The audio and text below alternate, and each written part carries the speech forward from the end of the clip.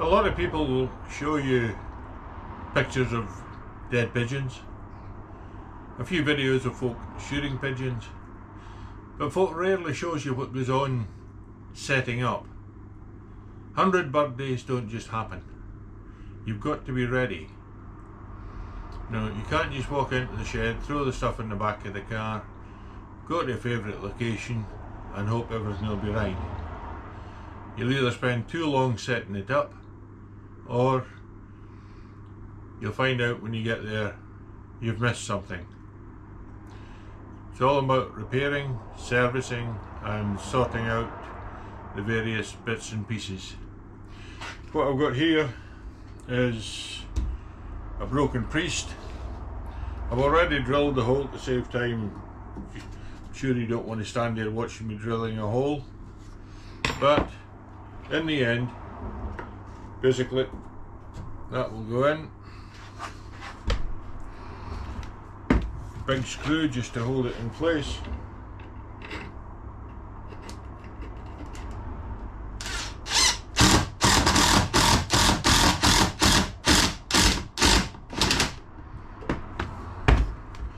That's the weight on the end of the priest.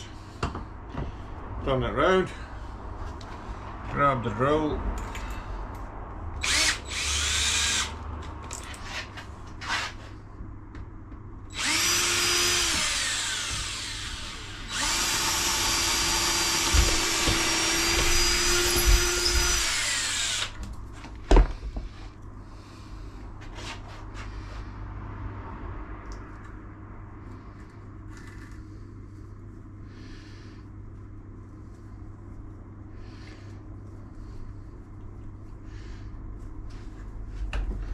one broken priest ready to go back in the bucket. Into the bucket, it's set up. I'm sure we all know what an FF6 is. I'll take the bird back off and replace it again in a minute.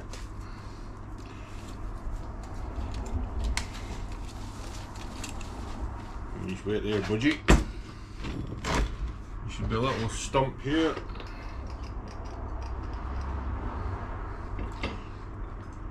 Set that back on. Now, Nick will always tell you to keep it oiled or greased. I've got an FF6 over there, it's one of the first ones ever made, and it basically wore out. I've rebuilt it as best I can. I got a new motor for it from Nick, free of charge. I was very appreciative of that. But he'll tell you to put grease and that into all the pivot points. It's very important. An FF6 will wear out pretty quick if you don't keep it oiled. Might be a bit messy, but if you're paying £200 for something, best thing to do is look after it.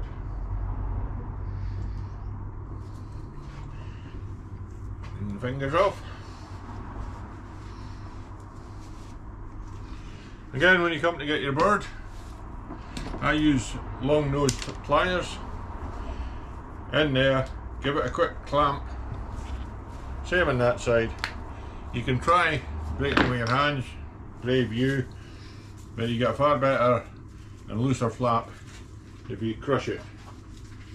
As you'll note, I've taken the legs off. That means that when we're gathering up everything in at the end of the day, we know which ones have been used as decoys. This is the new branch of the FF6s. It's a great innovation, the fact that they will start if you forgot to take the remote. A couple of times I've been there with remote and the battery's gone flat, or I've got the wrong remote. Make sure it's nice and clean. We'll plug that one in. In 1 minute's time it will start. Close that one up for the time being. Now, I made these up myself, just a bit of heavy duty fence wire. Simple reason is I'll put birds onto that. I've got a small freezer in the back corner there. I will set them up and freeze them. It means if you're last minute and pull them out, you don't have to wait for them to defrost until you get that. Again, I've got an old bit of hose pipe. You'll all know the type, with a wee thread through it. And basically what I do, I cut it, drill a wee hole through the middle and make these little catches. Don't need it on this FF6. On the other FF6 in the fridge behind me that is already loaded, there is these caps keep the wings in place. Take out a pigeon, selected already. Best if the wings are whole. There she goes. Leave it for a minute, it starts up. Very handy. Only thing is, it can draw the birds before you're even in the hide.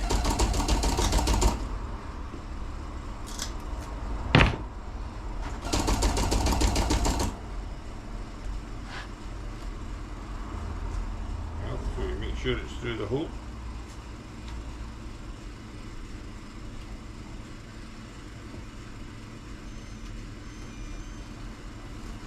For those that don't know the FF6 very well, I'll turn it around that way.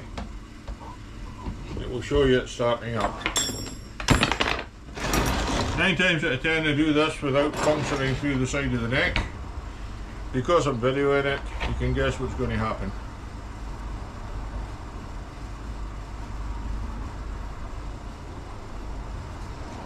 Show the tails from the top side of the bar. Heads in position.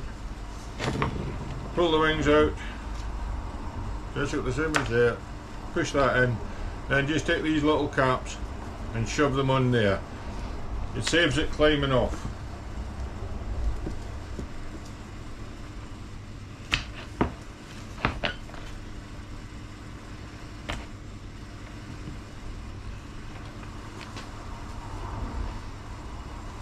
Make sure it's all nice, clean, fresh. Head in the right place, onto your rotator, and you're on the go. Go up there.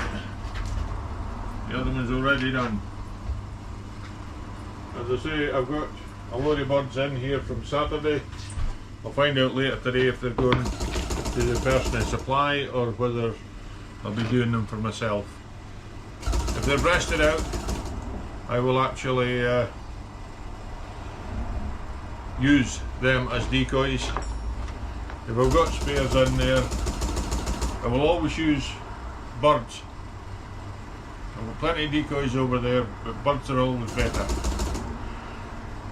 I'll change over onto the head so that I can show you exactly what else I'm doing.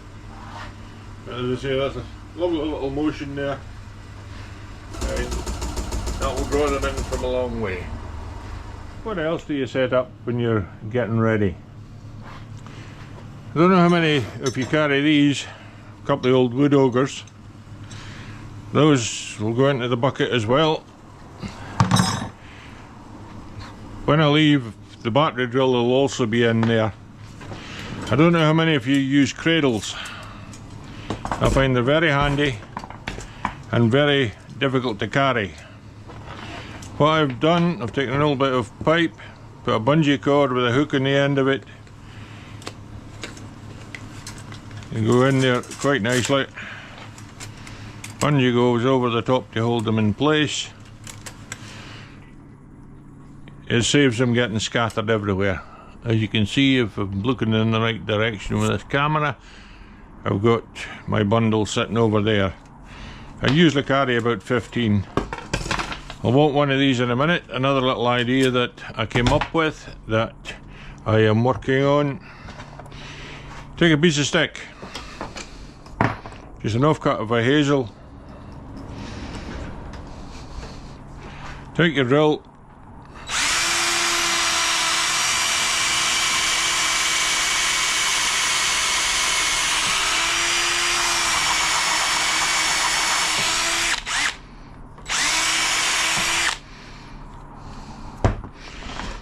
find that'll slide in there quite nicely.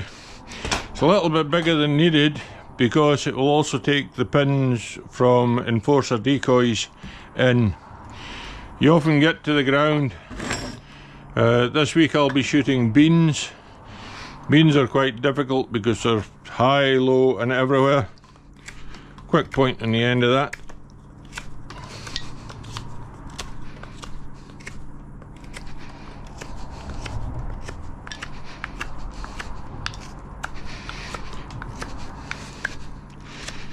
Need to try and get an old fashioned pencil sharpener for big wide pencils. Simple peg. Take your hammer. Take a pigeon. I'll just take any pigeon at this moment in time. Out to the garden. Right, if I put the cradle in and put the pigeon on it, no matter how good it is, it's difficult to see. Take the peg and take a hammer, knock it in,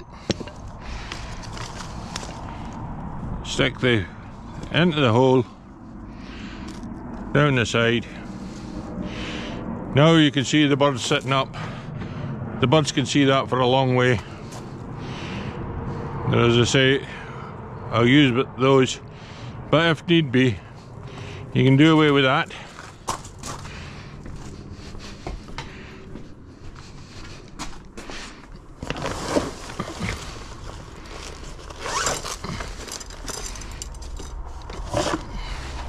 Take your FF6, sorry, your FX, your enforcer decoy or whatever decoys you're using. As I say, the hole's designed to fit. And there you have it, you've got your birds sitting up nice and proud above the ground cover. Don't need it on stubble, but beans, growing crops, even the rape, when the rape gets higher, it's more difficult. That's how I set up for those.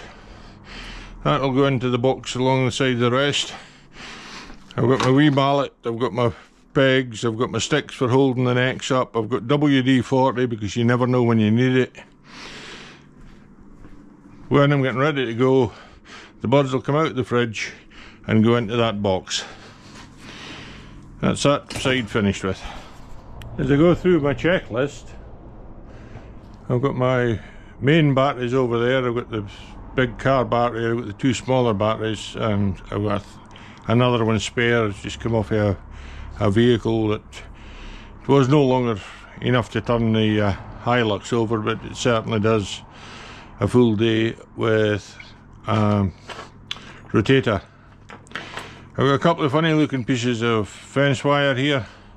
They're actually for clamping onto these things up here. Don't know who uses them, but they're made up so they will, hopefully this will be in line with the camera. It goes in there, tightened up, and then it'll go onto the rotator arms without having to try and work great big long things. It was just a couple of bits of fence wire, sorts that out. At the moment when I've got pigeons I don't use these, they're just up there to save them getting crushed too much. That's where my things are. I've got to try to set everything out logically. I've filled my water bottles, that's ready for my dogs. As I say, the batteries are ready. These are FF6 holders that I've made up. You may have seen them at a earlier stage. But basically, I use this one for standing wheat. That's wrong one. It was that one.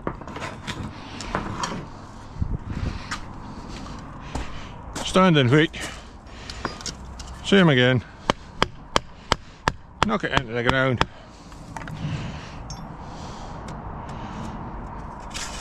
Your FF6 is right up in the air. Just a B&Q pole. Holds nice and tight. A bit of hazel. That's the square piece that goes between the door handles on your door. And a few of them lying about. Ideal for the job. I got some steel bar earlier on, but it was too wide.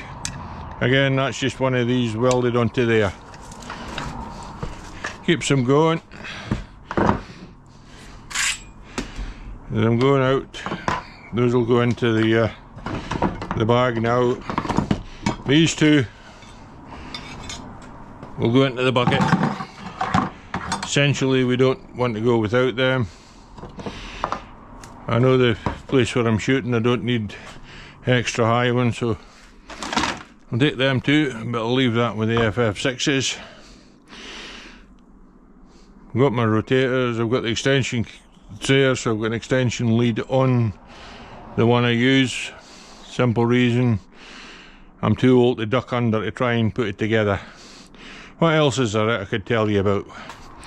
A few have asked about using a power barrow.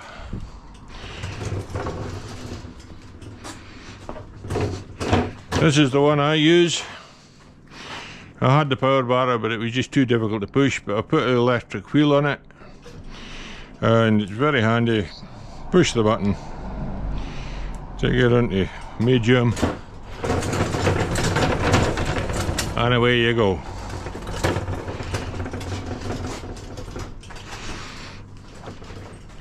I've got a lid there.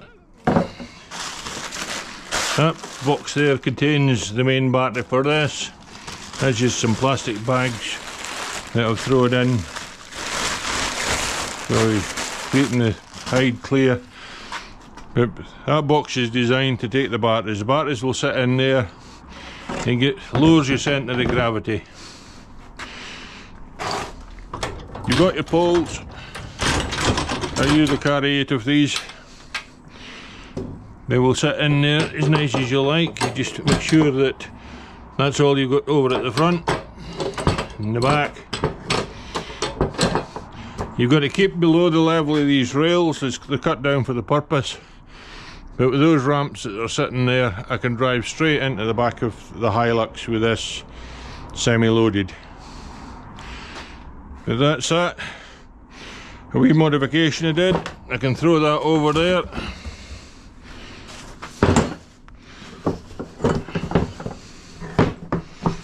Set that in there. And I'm ready to start the shooting. It will take most of the gear. In fact, both my shooting partner Joe next door and me have had all our gear in this thing, and it's taken us up the field without any difficulty. As I say, I've got kit everywhere, but that is a very handy piece of kit. As I say, take the handles off, set them underneath, build a hide round it. You're there, you've got your table for your cartridge bag, table for that. Again, I use a bucket seat, and basically what I've done, because with my weight that's never turned to the beginning, and I made that there, and now I am cooking by gas. I couldn't think of anything else that restrictive value, but what I'm saying is have your stuff ready, otherwise you'll go without it. Me, I usually go without my main item, and that's this here,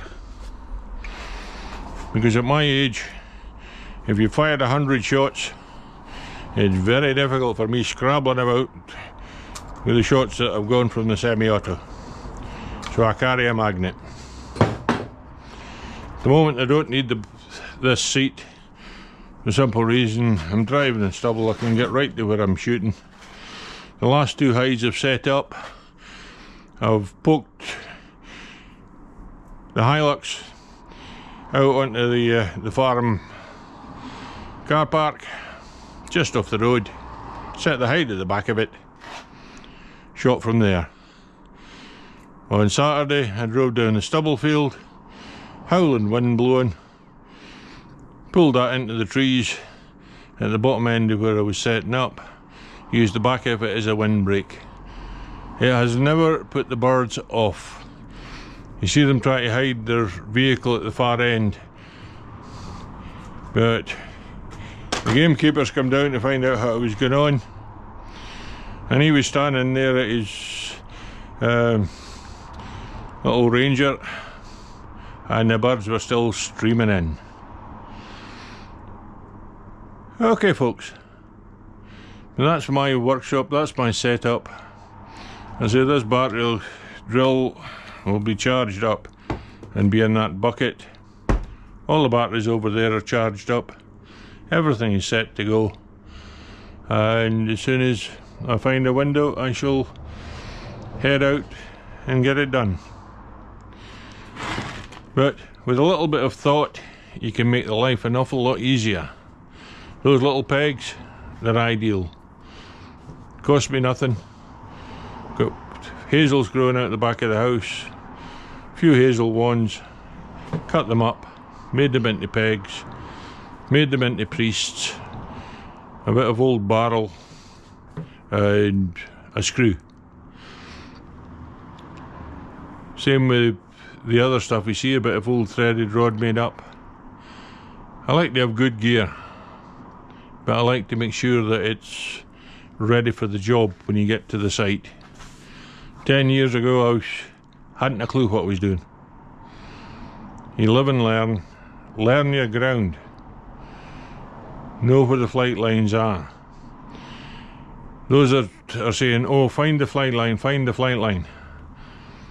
If you're shooting in a shooting estate like I am, they've got woods all over the place. The birds fill up, they'll go to a different wood. So the flight line that's coming in at 2 o'clock is a different one than when you set up at 11. And by 5 o'clock, they're coming back from where they've been, a different flight line. Know your woods. And all the best.